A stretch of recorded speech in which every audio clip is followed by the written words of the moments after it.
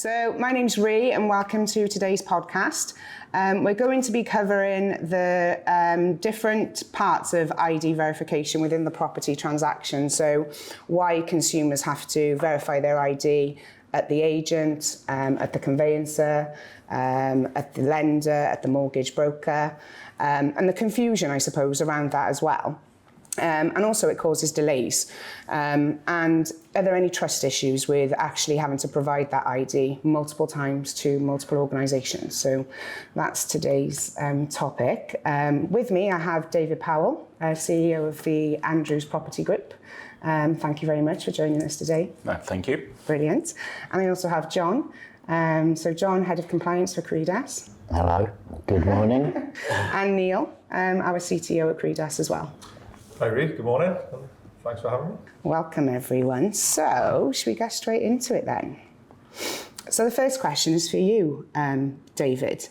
At the very start of a transaction, what surprises buyers and sellers about having to complete their AML checks?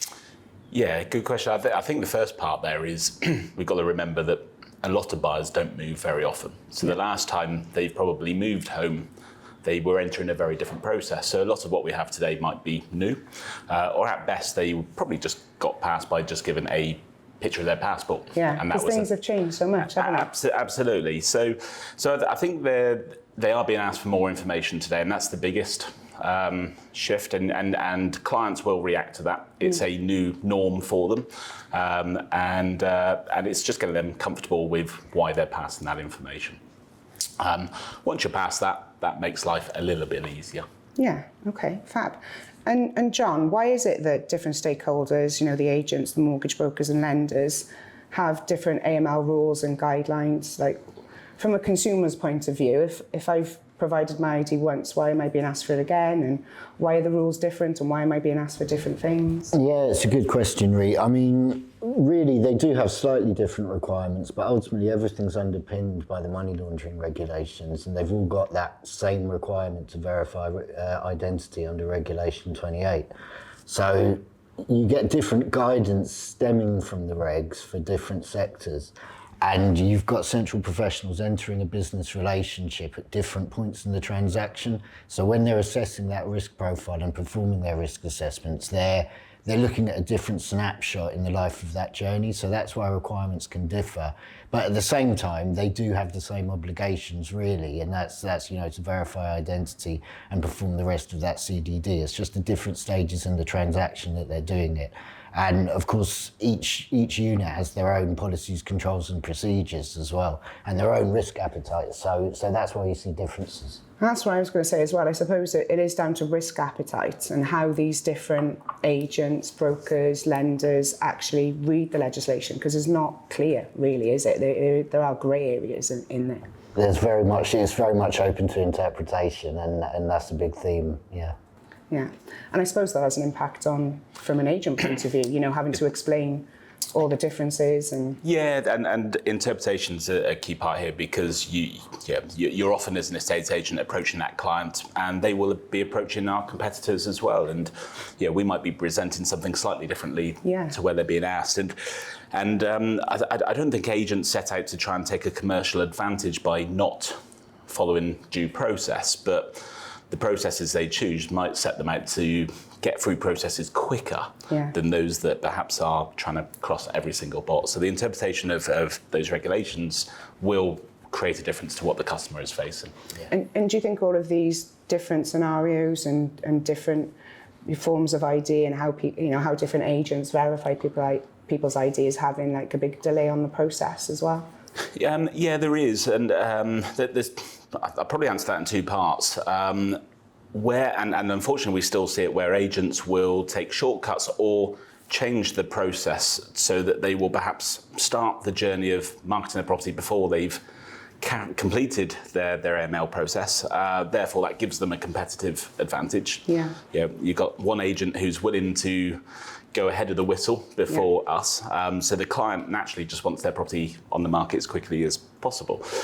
So there is that part. But I guess at any point where there is documents being required and proof of X, Y, Z, that will create some delays. And that does impact us quite significantly, and it impacts the client as well. And I suppose from that, John, what is the legislation with regards to AML checks? Do they have to do it at point of signing the contract before the property goes on the market, or are we good to put the property on the market and worry about it later? I'm glad you didn't stop at what is the legislation for AML regs. We would have been here for a while. Looking forward to the answer. So the obligation to perform Regulation 28 is to do so at the soonest possible opportunity from entering a business relationship, but ideally before you enter that business relationship. And I think something that the amendments to the money laundering regs in 26 that we're going to be seeing is to really help define what entering a business relationship means, right? Because there's a lot of confusion, I think, around that for central professionals, is a property transaction a one-off? Is that occasional transaction, or is that entering a business relationship?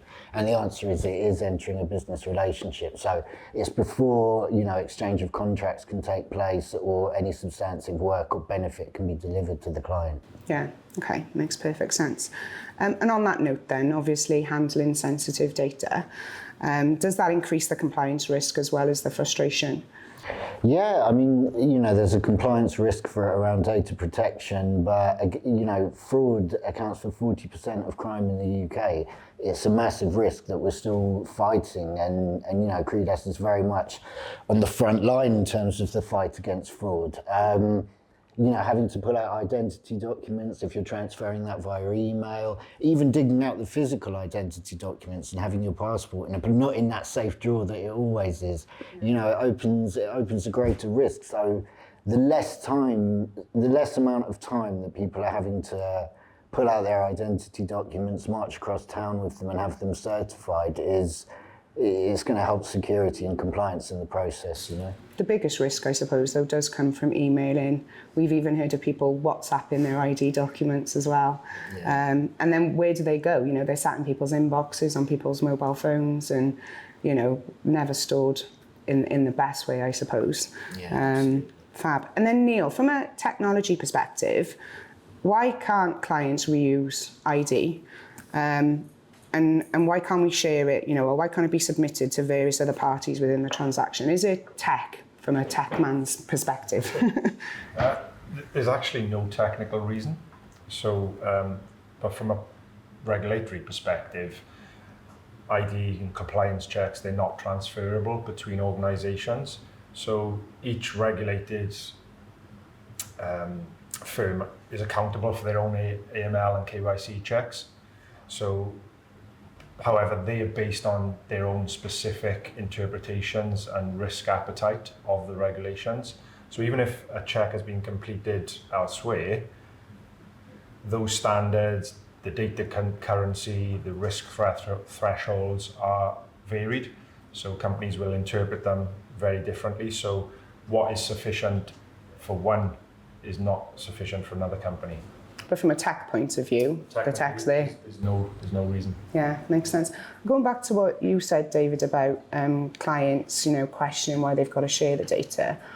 Do they have concerns about where the data's being stored and what's being done with it, and general data concerns around the information they're supplying? That will crop up. I guess the crime around data is only increasing, right? So it means your consumers are more aware of that. So I think as we go through this, we've probably seen an increase in people asking rather than at the beginning of the process. So yes, that's a concern. And you will from time be asked, how are we storing it? Who are we passing it on to? And we naturally cover that with the customer, but we're seeing that becoming a question that gets asked more often than it was, and I think it will only increase as we progress forwards. Yeah, I think it is a concern. People do worry about it, and especially with what you said, fraud is, we don't see it, do we? It's a hidden crime. But people are aware of it. It's all over the news these days. So when you're providing that, really, really sort of, information on a passport, for example, and that document, then it is worrying, I suppose, from a consumer point of view of where that data is going to end up and whose hands it's going to end up in. How often do you see, the latest data privacy scandal or incident? The media love it, it's something that's very much at the forefront of people's minds, and data protection is an issue in the day and age that we live in. Yeah.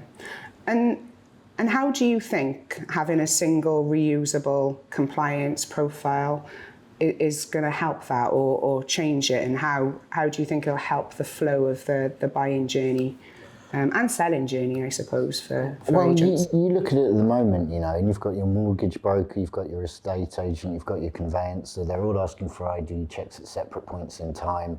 That adds disruption to the process, depending on the means that they're verifying identity as well. You look in times past and, there was a requirement for people to go and see a solicitor or a notary and, stop what they're doing, get in the car, drive over to the other side of town, make an appointment and get their identity documents certified. They're then walking around with a bit of paper that's a certified identity document, that if that falls into the wrong hands, that can easily be represented again somewhere else. And that costs money as well. It does. I think I had mine notarised, it was about £100, so really, it's not cheap. And on that note, Neil, how could a single reusable compliance profile change the way the information flows through the buying process or the selling process? Yeah, so a single reusable compliance profile, like I said, could fundamentally shift the home buying process, and by shifting it from a fragmented, repetitive process to a customer controlled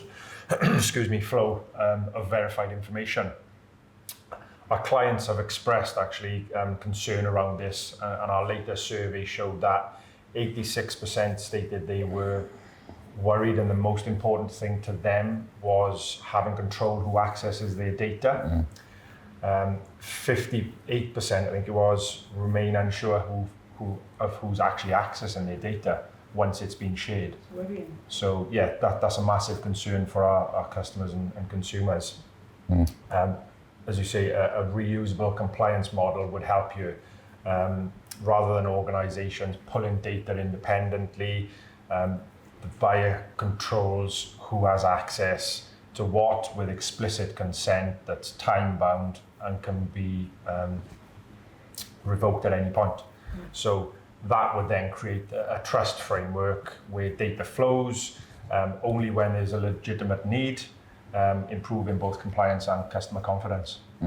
Perfect. And I think that brings us to an end for this podcast. But I think the key thing for me is, as a consumer, I recently bought a house and I had to verify my ID 5 times. Some of it was digital, some of it was driving, some of it was, sending a photocopy in the post. And I think the topics we've covered today, where does that piece of paper end up? And the fact, because I was moving out of town as well, I had to take a full day off, me as the consumer, to do that. So I'm just really excited about where we go with digital ID, to be honest, from a consumer point of view, because I haven't got the time to be doing this over and over again. And also, I want to know where my data is being stored and to make sure that all of that is compliant. And from an agent's point of view, I suppose you guys want to streamline it and speed it up as well. The quicker the better for us, absolutely. Yeah, exactly. All right, well, thank you very much for your time today, guys. Neil, were you going to mention something? I was just going to say that's a perfect example of that fragmented, repetitive process that everyone is talking about. You've experienced it, and that's what we're trying to address. Yeah, and I think we do need to address it. It shouldn't take 4 to 6 months to purchase a property or to sell a property, and especially in the digital age. In the digital area, it should be speeding things up. So once again, thank you very much for your time. And thank you again. Thank you, Reece. Cheers.